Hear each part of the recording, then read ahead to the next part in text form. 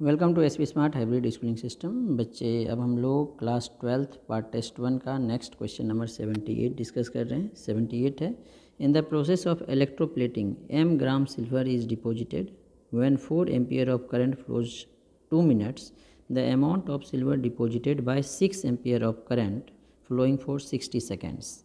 तो देखो, दोनों में सिल्वर मेटल ही है, तो इक्विवेलेंट मास दोनों के केस में सेम रहेगा। तो जो मास ऑफ सब्सटेंस डिपॉजिटेड और लिबरेटेड होता है ई इक्वल्स टू, हमने पढ़ा है EIT अपॉन 96500 ग्राम में आता है। तो ये m ग्राम डिपॉजिट हो रहा है। EI करंट की वैल्यू 4 एम्पियर है, इनटू टाइम 2 मिनट है, तो 2 इंटू 60 सेकेंड हो गया, 60 सेकेंड्स डिवाइडेड बाय 96500। तो यहाँ से E की वैल्यू आ जाएगी m into 96500 divided by 4 into 2 8 into 60 कर देते हैं। अब केस सेकेंड जो है, जिसमें हमें मास निकालना है W, तो क्या फॉर्मूला हमारा होता है EIT अपॉन 96500। अब एलिमेंट सेम है, सिल्वर है, तो E की वैल्यू तो यही होगी, M के टर्म में हमें आंसर है, तो इसीलिए हम लोग M के टर्म में ये वैल्यू पुट कर देंगे 8 इंटू 60। करेंट 6 एम्पियर है, टाइम 40 सेकेंड के लिए है, डिवाइडेड बाय 96500। तो ये दोनों कैंसिल हो गया, 1 0 से 1 0 कैंसिल, 6 से 6 कैंसिल, 4 2 जा 8, तो ये m अपॉन 2 ग्राम आ जाएगा। तो m अपॉन 2 सेकेंड पार्ट में है, तो सेकेंड पार्ट करेक्ट होगा। नेक्स्ट क्वेश्चन नंबर 79 देखते हैं। Consider the electrode potential. Magnesium के लिए -2.37, आयरन के लिए -0.04। Best reducing agent. तो रिड्यूसिंग एजेंट बच्चे वो होता है जिसका ऑक्सीडेशन होगा, और ऑक्सीडेशन उसका होगा जिसका रिडक्शन पोटेंशियल कम है। तो इसका रिडक्शन पोटेंशियल कम है, इसीलिए मैग्नीशियम का ऑक्सीडेशन होगा। Third part correct. अब बोलो Mg2+ क्यों नहीं है? क्योंकि Mg2+ का तो रिडक्शन होगा, ऑक्सीडेशन पॉसिबल ही नहीं है, तो Mg होगा। ठीक है, इसका ऑप्शन थर्ड करेक्ट हो गया। नेक्स्ट क्वेश्चन नंबर 80 है। क्वेश्चन नंबर 80 में है हमारे पास potential of hydrogen electrode in contact with a solution of POH5। POH दिया हुआ है क्वेश्चन में 5, तो pH क्या होगा? 14 minus POH, 14 minus 5 that is equal to 9। अब pH निकल गया तो कंसनट्रेशन ऑफ H+ आयन निकाल सकते हैं, 10 raise to power minus of PH, 10 raise to power minus of 9 molar. अब कंसनट्रेशन ऑफ H+ आयन निकल गया, तो अब हाइड्रोजन इलेक्ट्रोड है, तो 2H+ plus 2 electron gives hydrogen gas, यही है। तो यहाँ पे नर्स्ट इक्वेशन लगाएंगे हम लोग। नर्स्ट इक्वेशन लगा के हम लोग इलेक्ट्रोड पोटेंशियल कैलकुलेट करेंगे। E equals to E0 minus 0.059।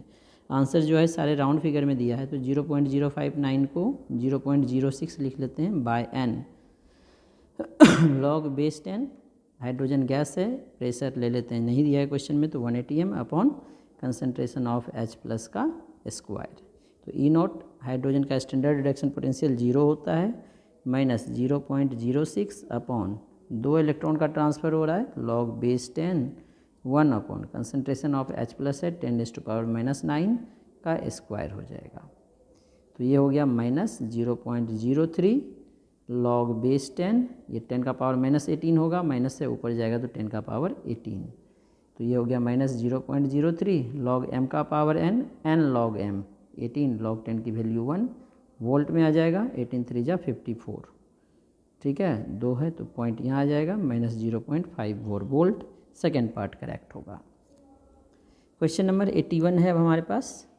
Consider the statements given below for the spontaneous cell reaction E cell 0। EMF of cell 0 होता है अगर स्पॉन्टेनियस सेल रिएक्शन हो रहा है, और गिव्स फ्री एनर्जी की value negative less than 0। Correct है, first true, true true true, ये फॉल्स, ये नहीं होगा। Kohlrausch law of independent migration of ion is applicable for strong electrolyte only. नहीं, ये स्ट्रॉन्ग और वीक दोनों के लिए एप्लीकेबल होता है, तो ये फॉल्स, तीनों में फॉल्स है, तो ये तो फॉल्स हो गया। सी पार्ट देखते हैं। In mercury cell product of cathode is mercury, ये ट्रू ट्रू ट्रू, ये फॉल्स था, ये कट गया। फोर्थ देखते हैं। The conductivity of electrolytic solution increases with increase in temperature, सही है, ट्रू ट्रू, सेकेंड पार्ट है, तो 81 का सेकेंड पार्ट करेक्ट होगा। नेक्स्ट अब हम लोग 82 नंबर क्वेश्चन देखते हैं। 82 में क्या है, जो क्वेश्चन है इसमें दिया है रेजिस्टेंस ऑफ 0.2 मोलर, कंसनट्रेशन दिया है 0.2 molar of an electrolyte is 50 ohm, R की वैल्यू 50 ओम दे दिया है। Specific conductance of the solution, specific conductance जो है 1.3 साइमन पर मीटर है। स्पेसिफिक कंडक्टेंस मतलब के की वैल्यू 1.3 साइमन पर मीटर। अब बोल रहा है इफ़ रेजिस्टेंस, अब सेकंड केस दे दिया, अगर resistance of 0.5 molar, molarity 0.5 molar हो गया, of the same electrolyte is 260, अगर रेजिस्टेंस 260 ओम हो जाए तो मोलर कंडक्टिविटी क्या होगी। तो देखो अब मोलर कंडक्टिविटी होता है के इंटू 1000 बाय मोलरिटी, तो मोलरिटी तो है, के की वैल्यू निकालना है। तो के की वैल्यू दोनों के लिए सेम नहीं होगा क्योंकि दोनों का रेजिस्टेंस भी डिफरेंट है। तो के निकालते हैं हम लोग यहाँ पे जी इंटू जी स्टार, ठीक है। तो जी तो हमारे पास दिया हुआ है 1/r, तो 1/260, जी स्टार सेल कांस्टेंट। अब इलेक्ट्रोलाइट सेम है और इलेक्ट्रोलाइटिक सेल सेम है तो जी स्टार सेल कांस्टेंट सेम होगा। तो फर्स्ट केस से हमें सेल कांस्टेंट निकालना है। तो फर्स्ट केस में K equals to G into G star, ठीक है। तो जी की वैल्यू कितनी होगी इसके लिए 1/50 इंटू जी स्टार, के की वैल्यू दिया है 1.3, तो यहाँ से जी स्टार की वैल्यू कैलकुलेट करेंगे। तो ये जी स्टार यहाँ पे आ गया हमारे पास 1.3 इंटू 50। अब ये पर मीटर में था तो जी स्टार भी मीटर इन्वर्स में आएगा, लेकिन के इंटू 1000 बाय मोलरिटी जो लगाएंगे वो सेंटीमीटर इन्वर्स में लगाते हैं। तो मीटर को सेंटीमीटर में चेंज करने के लिए 1000 से डिवाइड करेंगे, सॉरी मीटर इन्वर्स को सेंटीमीटर इन्वर्स करना है तो 100 से डिवाइड करेंगे। तो क्या हो जाएगा 1.3 इंटू 50 बाय 100, अब ये हो जाएगा सेंटीमीटर इन्वर्स, 50 दूनी 100, 1.3/2 सेंटीमीटर इन्वर्स। तो जी स्टार हो गया 1.3/2, के की वैल्यू निकल गया।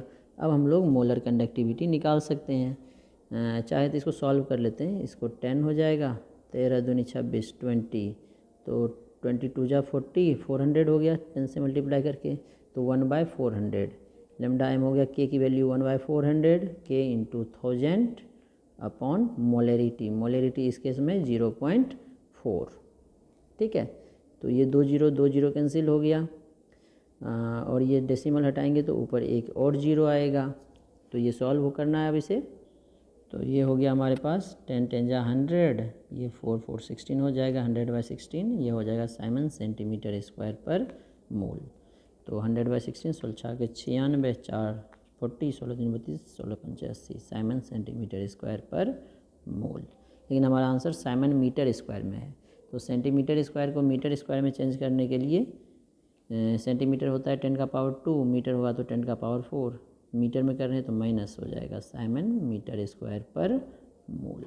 तो देखो 6.25 इंटू 10⁻⁻4 सेकेंड पार्ट में है, तो सेकेंड पार्ट करेक्ट होगा।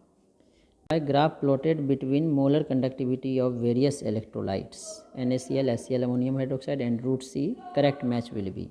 तो देखो जो कर्व है, कर्व वाला जो ग्राफ होगा वो वीक इलेक्ट्रोलाइट का होगा और जो स्ट्रेट लाइन है वो स्ट्रॉन्ग का होगा। तो वीक इसमें अमोनियम हाइड्रोक्साइड एक ही है, तो थर्ड का जो है अमोनियम हाइड्रोक्साइड किस में है, इस दोनों में है, ये दोनों नहीं होगा, ठीक है।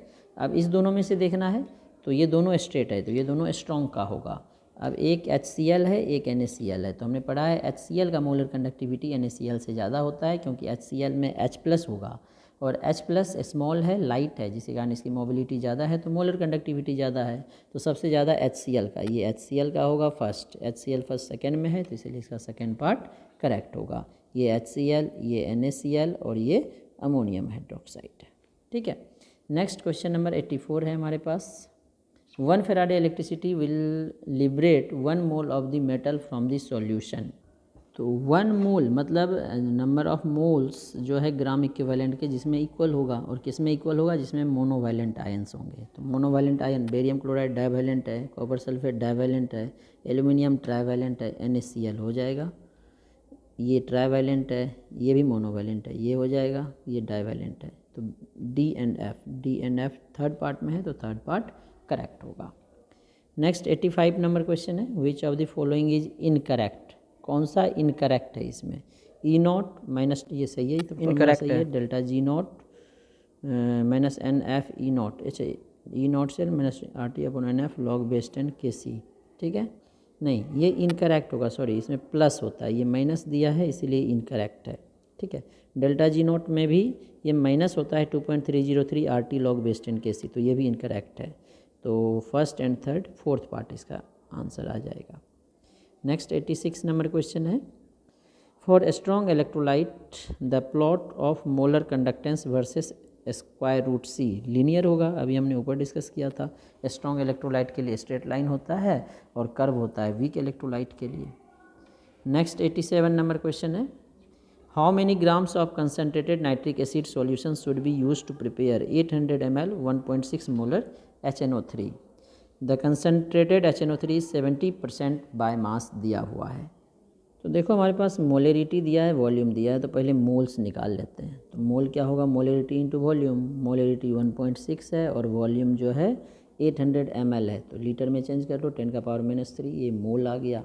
मोल आ गया तो मास आ जाएगा, मोलर मास से मल्टीप्लाई कर दो। 80 मोलर मास HNO3 का होता है 63 इंटू 10⁻³ ग्राम से ये सॉल्व होकर आ रहा है हमारे पास 80.64 ग्राम। ठीक है, अब हमें क्वेश्चन में दिया है ये इसका जो मास परसेंट है 70% है, मतलब 70% बाय मास का मतलब है अगर 70 ग्राम HNO3 है तो 100 ग्राम सॉल्यूशन होगा, 100 ग्राम सॉल्यूशन होगा। ठीक है, तो 1 ग्राम में कितना है 100/70 ग्राम सॉल्यूशन, और हमारे पास है कितना HNO3 80.64 ग्राम HNO3 है, तो कितना होगा 100/70 इंटू 80.64 ग्राम। तो इसको सॉल्व करके आ रहा है ये हमारे पास 115.2 ग्राम। तो 115.2 ग्राम सेकेंड पार्ट इसका करेक्ट होगा। नेक्स्ट क्वेश्चन नंबर 88 है, which one of the following electrolyte has the same value of van't Hoff factor as Mg3PO4 whole 2। 100% ionization हो रहा है, तो इसमें 3 मैग्नीशियम 2 फॉस्फेट, तो वेंट ऑफ फैक्टर क्या होगा 5 किसमें होगा, 1 एल्यूमिनियम 3 हाइड्रोक्साइड, 4 हो गया, नहीं होगा, 1 और 2 3 हो गया, 3 ये तो एक ही होता है तो 1 + 3 4 नहीं होगा, 4 + 1 5 हो जाएगा, फोर्थ पार्ट करेक्ट। ठीक है, 89 नंबर क्वेश्चन है। नेक्स्ट क्वेश्चन है हमारे पास, concentrated sulphuric acid as 90 aqueous में है 98% by mass and its density 1.7 gram per ml। Volume of acid required to make 2500 ml मतलब 2.5 litre of 0.5 molar sulphuric acid solution will be. तो पहले mole निकालें, तो मोल क्या होगा, molarity into volume. Molarity 0.5 molar दिया हुआ है यहाँ पे और वॉल्यूम 2500 ml है, तो लीटर में 2.5 हो जाएगा, कैसे 1000 से डिवाइड करके। ये मोल हो गया, 2 0 कैंसिल, तो इसको हटा दो, नीचे भी 10 हो गया, 25 25 125 125/100 मोल। ठीक है, तो 1.25 मोल हो गया। अब मोल निकल गया तो हम लोग मास निकाल सकते हैं। मास ऑफ सल्फ्यूरिक एसिड क्या होगा, mole into molar mass. Sulphuric acid का मोलर मास 98 होता है ग्राम, तो मास ऑफ सल्फ्यूरिक एसिड निकल गया। अब क्वेश्चन में दिया है 98% बाय मास है, तो परसेंट बाय मास जो निकालते हैं हम लोग, वो निकालते हैं mass of sulphuric acid 1.25 into 98 upon mass of solution into 100। ठीक है, तो मास ऑफ सॉल्यूशन हमें निकालना है, तो मास ऑफ सॉल्यूशन को W मान लेते हैं इंटू 100। परसेंट बाय मास 98 दिया है equals to 1.25 into 98 upon W into 100। तो यहाँ से W निकालना है इक्वल्स टू, देखो 98 कैंसिल ही हो जाएगा, 1.25 इंटू 100 तो 125 ग्राम आ गया सॉल्यूशन। अब क्वेश्चन में डेंसिटी ऑफ सॉल्यूशन दिया है तो वॉल्यूम निकालना है, तो डेंसिटी होता है मास बाय वॉल्यूम, तो वॉल्यूम हो जाएगा मास अपॉन डेंसिटी। तो मास है 125, डेंसिटी है 1.7, ये ml हो जाएगा, 125 अपॉन 1.7 73.5 ml आ रहा है, जो कि फोर्थ पार्ट में है, तो फोर्थ पार्ट करेक्ट होगा।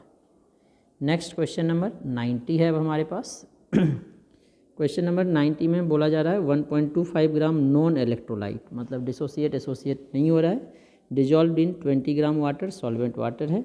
If freezing point of above solution is 271 kelvin, मतलब 273 से 2 केल्विन कम हो गया, डेल्टा TF 2 हो गया, यहाँ से यही पता चल रहा है डेल्टा TF 2 आ गया। Then calculate molar mass of solute, KF की वैल्यू आपको दिया है, फ्रीजिंग पॉइंट ऑफ वाटर 273। ठीक है, तो डेल्टा TF आई नहीं लेंगे क्योंकि नॉन इलेक्ट्रोलाइट है, KF इंटू m। तो डेल्टा टी एफ की वैल्यू 2 है, के एफ की वैल्यू 1.86 है, m यहाँ से मोलर मास निकलेगा तो 2 = 1.86। मोलरिटी होता है mole of solute upon mass of solvent in kg। तो 2 = 1.86, NB होगा given mass of solute 1.25 gram upon molar mass जो कि निकालना है, मास ऑफ सॉल्वेंट 20 है, किलोग्राम में है तो 1000 से डिवाइड करेंगे, ये मल्टीप्लाई होगा। तो 2 = 1.86 into 1.25/m into 1000 divided by 20। तो अब क्या करना है, m को इधर लाना है तो 2 इस साइड डिवाइड हो जाएगा, 1.86 1.25 1000 डिवाइडेड बाई 2 इंटू 20। एक जीरो कैंसिल कर दो, इसको हटाओगे तो नीचे 100 होगा, 100 कैंसिल हो गया तो 125 1.86 125/4 ये हो जाएगा ग्राम पर मोल। तो सॉल्व हो गया, आ गया 58.125 ग्राम पर मोल। तो 58.125 थर्ड पार्ट है, थर्ड पार्ट इसका करेक्ट होगा। नेक्स्ट अब हमारे पास 91 नंबर क्वेश्चन है। X% W/V NH2CONH2 यूरिया हो गया is isotonic with 0.585% W/V NaCl 27 degree Celsius पे। NaCl 100% आयनाइज्ड हो रहा है तो फाइंड X क्या होगा ये पूछा गया है। तो सबसे पहले हमारे पास आइसोटोनिक सॉल्यूशन है, तो आइसोटोनिक में ऑस्मोटिक प्रेशर इक्वल होगा π1 = π2।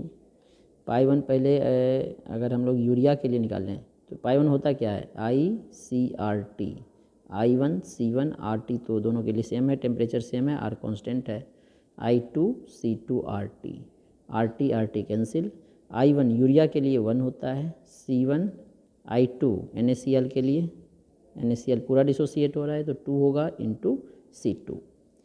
तो C1 का वैल्यू निकालना है अब X के लिए, तो C1 हमारा मोलरिटी होता है, मोलरिटी हम लोग परसेंट मास बाय वॉल्यूम में दिया है तो mole upon volume of solution in litre होता है। तो मोल होता है मास बाय मोलर मास, तो मास X% दिया है तो X डिवाइडेड बाय यूरिया का मोलर मास 60 अपॉन परसेंट में है, परसेंट होता है 100 ग्राम में तो 100 वॉल्यूम है तो 100 ml में, तो लीटर में चेंज करना है तो 1000 इक्वल्स टू ये कितना है हमारे पास 0.585। तो 2 इंटू 0.585 अपॉन इसका मोलर मास NaCl का हो गया 58.5 डिवाइडेड बाय इसका भी 100 ml हो जाएगा, ये भी W/V दिया है, लीटर में 1000 से डिवाइड करेंगे तो ये देखो दोनों का कैंसिल हो गया तो क्या हो गया X/60 equals to 2 into 0.585 upon 58.5।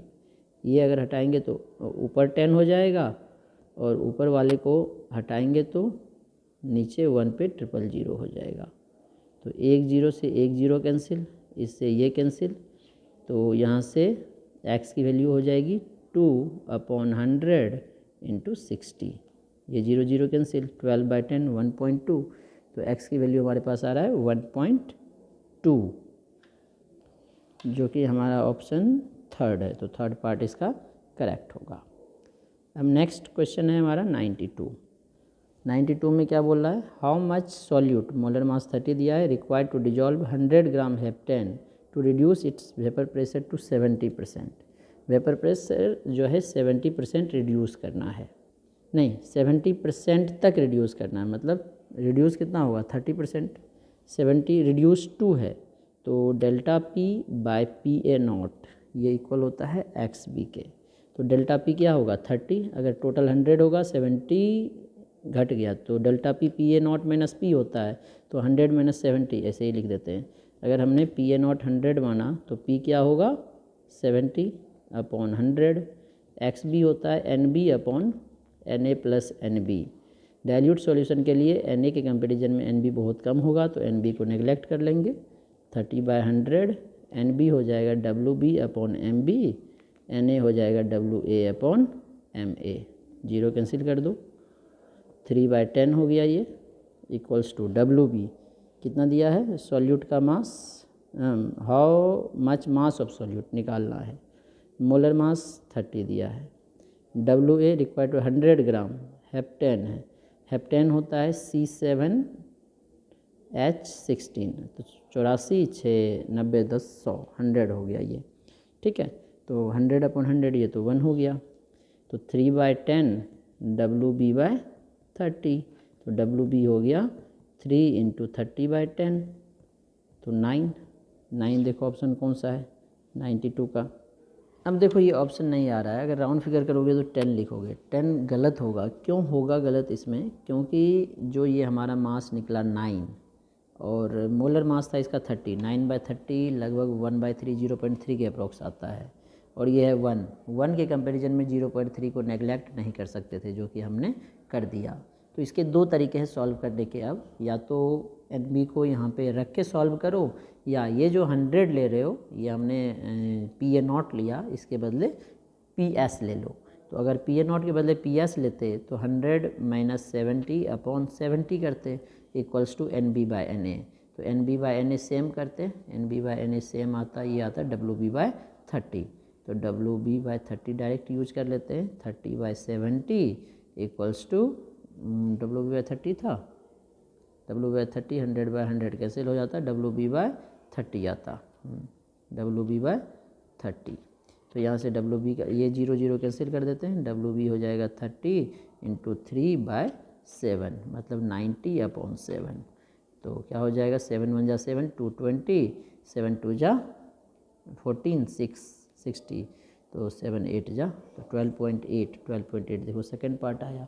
तो ये ध्यान रखना, अगर हमारा सॉल्यूशन डाइल्यूट नहीं है तो NB को NA के कंपैरिजन में अगर नेगलेक्ट करके सॉल्व किया है तो आंसर गलत हो जाएगा, और ये हमें सॉल्व करने के बाद पता चलता है। तो दूसरा तरीका है, इस तरह से हम लोग सॉल्व कर सकते हैं। नेक्स्ट 93 नंबर क्वेश्चन है अब हमारे पास। The elevation in boiling point of a solution of इतना ग्राम ऑफ CuCl2 इन 1 kg of water will be. Elevation in boiling point मतलब डेल्टा TB का वैल्यू पूछा गया है, ठीक है ना, of water will be given. Molecular mass copper chloride का दिया है और Kb की वैल्यू गिवन है, और क्वेश्चन में अल्फ़ा की वैल्यू नहीं दिया है, जबकि CuCl2 जो है इलेक्ट्रोलाइट है, तो इसे हम लोग मानेंगे 100% डिसोसिएट होगा। तो डेल्टा TB होता है I × Kb × M, copper chloride copper और 2 क्लोराइड आयन 3 बनेंगे, इंटू Kb की वैल्यू दिया है 0.52 इंटू मोलेलिटी, तो मोलेलिटी होगा mole of solute upon mass of solvent in Kg। तो ये हो गया 3 × 0.52। अब सॉल्यूट का मास हमारे पास देखते हैं कितना दिया है, सॉल्यूट इतना ग्राम ऑफ कॉपर क्लोराइड 13.44 मास दिया है upon molar mass copper chloride का दिया है 134.4, मतलब ये 1/10 मोल हो गया, divided by mass of solvent 1 kg दिया है। तो ये हो गया 3 × 0.52, ये 1/10, तो कितना हो गया 1/3 से मल्टीप्लाई करो, 3 2 जा 6, 3 5 जा 15, 1.56 होता, 10 से डिवाइड करेंगे तो 0.156, तो 0.156 फर्स्ट पार्ट में है, तो फर्स्ट पार्ट करेक्ट होगा। नेक्स्ट 94 नंबर क्वेश्चन है, और इस टाइप का क्वेश्चन हमने ऊपर सॉल्व किया है। डेंसिटी देखो दिया हुआ है और हमारे पास मोलेरिटी दिया हुआ है, तो मोलेरिटी और मोलेरिटी में रिलेशन बताया था 1/m equals to D/m minus MB/1000। इस इक्वेशन को सॉल्व करना है हमें, तो हमें निकालना क्या है, मोलेरिटी स्मॉल m निकालना है। डेंसिटी कितना दिया है ग्राम पर ml में 1.2, मोलेरिटी 2.5 minus molar mass of solute NaOH है तो 40/1000, तो 1/m क्या हो गया, इसको अगर डेसिमल हटाएंगे 10 10 कैंसिल हो जाएगा, तो 12/25 तो नहीं लगेगा, 0.120 हो गया, 25 चौके 100, 25 चौके 100 20 बचा 200, 25 अट्ठे 200, 0.48 माइनस 0, ये 0 कैंसिल कर दो, तो 4/100 0.04 होगा। तो ये अब हमारे पास सॉल्व होके आ गया 0.44, तो मोलेलिटी क्या हो जाएगा 1/0.44, तो ये आ रहा है हमारे पास 2.27 मोलल, जो कि थर्ड पार्ट में है। नेक्स्ट 95 नंबर क्वेश्चन है। In hydrogen oxygen fuel cell 22.4 litre hydrogen at NTP reacts in 10 minutes, the average current produced in ampere H, current पूछा गया है। अब हाइड्रोजन ऑक्सीजन फ्यूल सेल में जो रिएक्शन होता है ये होता है हाइड्रोजन प्लस ऑक्सीजन वाटर बनता है। फाइनल रिएक्शन यही है। बैलेंस करो, ये 2 है तो 2 आ जाएगा, इधर भी 2 हो जाएगा। अब हमारे पास दिया है 22.4 लीटर हाइड्रोजन, 22.4 लीटर है तो मोल हो जाएगा, एसटीपी पे है तो 22.4 से डिवाइड कर दो, 1 मोल हाइड्रोजन हो गया हमारे पास। अब देखो ये कितना इलेक्ट्रॉन का चेंज करेगा। यहाँ पे ऑक्सीडेशन नंबर 0 है, यहाँ पे +1 है तो 0 से +1 का चेंज हो रहा है। 4 हाइड्रोजन है तो +4 का चेंज होगा, मतलब 4 इलेक्ट्रॉन का ये लूज कर रहा है, मतलब 4 फेराडे चार्ज हो रहा है। कितना के लिए? 2 मोल के लिए 4 फेराडे। तो 2 मोल के लिए 4 फेराडे चार्ज चाहिए, तो 1 मोल के लिए कितना चाहिए? 2 फेराडे, इसका आधा, 2 फेराडे चार्ज हो गया। हमें करंट निकालना है, तो करंट होता है चार्ज अपॉन टाइम। तो चार्ज 2 फेराडे है, कूलम में क्या होगा? 2 × 96500 और टाइम कितना है? 10 मिनट, सेकेंड में हो जाएगा 10 × 60। ये एम्पियर में चार्ज ये करंट आ जाएगा। अब इसे सॉल्व करते हैं तो ये आ रहा है 321.66 एम्पियर। नेक्स्ट क्वेश्चन नंबर 96 है अब हमारे पास। तो देखो इसमें वही कंसेप्ट लगेगा जो इलेक्ट्रोड पोटेंशियल है, इसे हम लोग डायरेक्ट ऐड सब्ट्रैक्ट नहीं करते हैं, डेल्टा जी निकाल के करते हैं। तो हमें जो डाटा दिया है Cr3+ से Cr2+ बनना है, तो एक इलेक्ट्रॉन ऐड करेंगे Cr2+ बनेगा, तो इसके लिए -0.42 वोल्ट। और Cr2+ 2 इलेक्ट्रॉन गेन करेगा तो Cr बनाएगा, इसके लिए है -0.90 वोल्ट। तो E0 हमें निकालना है Cr3+ से Cr के लिए। Cr3+ 3 इलेक्ट्रॉन गेन करके Cr बनाएगा, तो इसके लिए E0। देखो ये तो ऐड करेंगे, ये दोनों कैंसिल, Cr3+ + 3 इलेक्ट्रॉन Cr बनेगा। अब दोनों रिएक्शन को हम लोग डायरेक्ट ऐड नहीं कर सकते हैं, इसके लिए डेल्टा G1 मान लो, इसके लिए डेल्टा G2 मान लो, इसके लिए डेल्टा G3। डेल्टा G3 जो है ऐड होके आ रहा है, तो इसे हम लोग डायरेक्ट लिखेंगे delta G1 + delta G2। Delta G3 होता है -n कितना इलेक्ट्रॉन ट्रांसफ़र हो रहा है? 3। F E0 हमें निकालना है, -n फर्स्ट में कितना है? 1। F E0 कितना है? -0.42 प्लस -NFE माइनस कितना हो जाएगा? 2। F E0 कितना है? -0.90।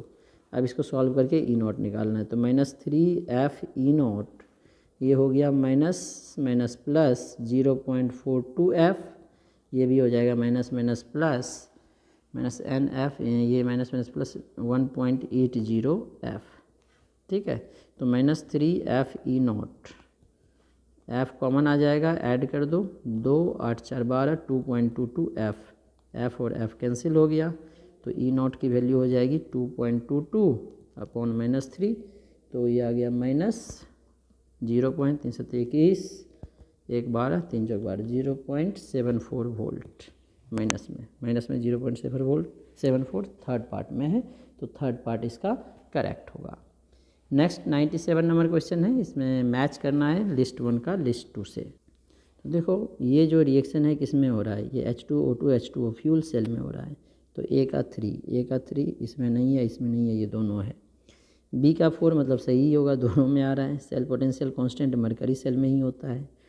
अब C का देखो, battery used in car and automobiles, dry cell use करते, car and automobiles lead storage cell, ठीक है। और जो क्लॉक्स में यूज करते हैं ड्राई सेल, D का 1 इसमें थर्ड पार्ट करेक्ट होगा। 97 का 3 हो गया। अब नेक्स्ट 98 नंबर क्वेश्चन है। 98 में क्या है देखते हैं। At temperature 298 kelvin EMF of following electrochemical cell, E0 cell की वैल्यू दे दिया है, मतलब नर्स्ट इक्वेशन हो गया ये हमारा। इसमें हम लोग नर्स्ट इक्वेशन लगाते हैं, ई सेल हो जाएगा E0 सेल जो कि दिया हुआ है हमारे पास -1.562 -0.059, क्योंकि टेम्परेचर 298 दिया हुआ है, 0.059/2 ले लेते हैं, क्योंकि 2 ही इलेक्ट्रॉन ट्रांसफ़र होगा Zn2+ से Zn, और ये भी 2 करेगा, क्योंकि ये 2 कर रहा है तो इधर भी 2 करेगा, बैलेंस करना होता है। 2Ag से 2Ag+ बनेगा। log base 10 product upon reactant, तो प्रोडक्ट में कौन जाएगा पहले ये देखो, इसका ऑक्सीडेशन हो रहा है तो Ag से Ag+ प्लस इलेक्ट्रॉन 2 से मल्टीप्लाई ही कर लो अभी, और Zn2 प्लस 2 इलेक्ट्रॉन से Zn, तो Ag प्लस जो है प्रोडक्ट में जाएगा ऊपर, तो 0.1 का स्क्वायर अपॉन जिंक जो है नीचे आएगा Zn2 प्लस 0.1, यही होगा हमारे पास। तो एक 0.1 कैंसिल हो जाएगा, -1.562 माइनस 0.059/2 लॉग बेस 10 0.1, लॉग 0.1 की वैल्यू -1 होता है, तो माइनस माइनस ये प्लस हो जाएगा, तो -1.562 माइनस 0.00 है 59/2 इंटू -1, तो माइनस माइनस प्लस हो जाएगा 1.562 प्लस, इसको 2 से डिवाइड कर दो, 2 दूनी 4, 1 19, 2 में 18, 2 पंचे 10, तो सॉल्व हो गया, क्या हो गया -12 में से 5 गया 7, 15 में से 9 गया 6, 4 में से 2, 12 में से 5 गया 7, अच्छा एक जीरो भी आएगा, जीरो आएगा, तो अभी ये तो गलत हो जाएगा, ये सॉल्व होके फिर आ जाएगा हमारे पास -1.532, तो -1.532 वोल्ट किस में आ रहा है, ए पार्ट में, तो ए पार्ट करेक्ट होगा इसका। नेक्स्ट 99 नंबर क्वेश्चन है हमारे पास, an electric current of 193 ampere is pass through molten sodium chloride for 5 hours, current और टाइम दिया है, calculate the moles of chlorine gas liberated at electrode. तो मास के लिए हमने फॉर्मूला पढ़ा था EIT/96,500, ठीक है। इक्विवेलेंट मास होता है मोलर मास अपॉन एन, चलो पहले मास ही निकाल लेते हैं, फिर मोल निकाल लेंगे हम लोग। तो W हो गया, इक्विवेलेंट मास क्लोरीन का होता है molar mass by n factor 71, n factor 2 क्योंकि Cl2 लिया है, इंटू I 193 टाइम 5 आवर्स है, तो सेकेंड में 3600 से मल्टीप्लाई करेंगे अपॉन 96500, ये मास होगा। तो मोल के लिए मोलर मास से डिवाइड कर देंगे, 71/2 into 193 into 5 into 3600 divided by 96500 into 71, तो अब इसे सॉल्व करो, 71 कैंसिल, 2 0 कैंसिल, 2 से ये आ जाएगा 18, 5 1 जा 5, 5 1 जा 5 4, 46, 5 9 जा 45, 5 3 जा 15, 193 कैंसिल हो गया, तो ऊपर बच गया ओनली 18 मोल, 18 ऑप्शन है, 18 फर्स्ट पार्ट है, तो फर्स्ट पार्ट करेक्ट होगा। नेक्स्ट क्वेश्चन नंबर 100 है हमारे पास, Zn से Zn2 प्लस Fe2 प्लस से Fe, the potential difference of the above cell is इतना, equilibrium constant of the cell is, equilibrium constant पूछा है, पोटेंशियल डिफरेंस हमें दिया हुआ है, और इसमें हमें स्टैंडर्ड इलेक्ट्रोड पोटेंशियल या स्टैंडर्ड EMF नहीं दिया है, तो पहले नेक्स्ट इक्वेशन से स्टैंडर्ड EMF निकालेंगे। तो ई सेल होता है E0 cell minus 0.059 by n, कितना इलेक्ट्रॉन ट्रांसफर हो रहा है इसमें भी 2 log base 10 A0 product upon reactant, product में Zn2 प्लस जाएगा, रिएक्टेंट में Fe2 प्लस बचेगा, Zn2 plus upon Fe2 plus. अब ध्यान रखना है ऊपर Zn2 प्लस क्यों लिखा, क्योंकि एनोड पे ऑक्सीडेशन होता है, तो ये राइट साइड आएगा, इसका रिडक्शन होगा तो ये लेफ्ट साइड होगा, ठीक है। तो E की वैल्यू हमें क्वेश्चन में दे दिया है 0.0885, E0 हमें निकालना है, minus 0.059/2 log base 10, Zn2 plus है 0.05 अपॉन Fe2 प्लस है 0.005, ये हो गया 10, तो 0.0885 E0 माइनस, इसको सॉल्व कर लो, 0 2 दूनी 4, 1 19, 2 में 18, 2 पंचे 10, ये log 10 की वैल्यू 1 हो जाएगी, ठीक है। तो यहाँ से E0 की वैल्यू आ जाएगी 0.0885 माइनस इधर आगे प्लस हो जाएगा 0.0295, तो ऐड करते हैं, 5 5 10, 9 1 10, 8 18, 2 1 3, 8 3 11, 0.1181 आ गया, ठीक है। तो अब यहाँ से हम लोग इक्विलिब्रियम कांस्टेंट की वैल्यू निकालेंगे। तो हमने क्या पढ़ा है, E0 इक्वल्स टू, टेम्परेचर नहीं दिया है, 298 केल्विन लेंगे, 0.059 बाय एन, N2 था, लॉग बेस 10 के इक्विलिब्रियम, ठीक है। तो यहाँ से लॉग बेस 10 के इक्विलिब्रियम की वैल्यू आएगी 2 इंटू E0 अपॉन 0.059, तो 2 इंटू E0 की वैल्यू है 0.1181 अपॉन 0.059, ठीक है। तो ये सॉल्व होके आ रहा है हमारे पास ऑलमोस्ट 4 आ रहा है, राउंड फिगर में कर दिया। तो k इक्वल्स टू, अगर लॉग हटाते हैं तो 10 का पावर 4, तो 10 का पावर 4 हमारा सेकेंड पार्ट है, सेकेंड पार्ट करेक्ट होगा।